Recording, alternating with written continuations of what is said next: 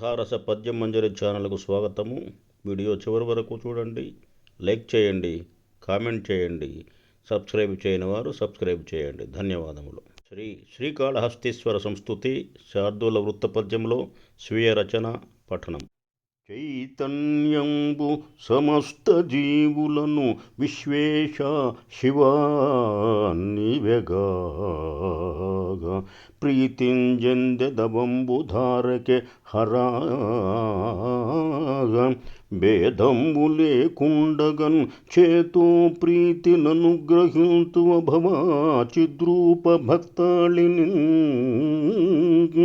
సేతున్నిత్యము నీదు పూజ వరదా శ్రీకాళహస్తీశ్వర.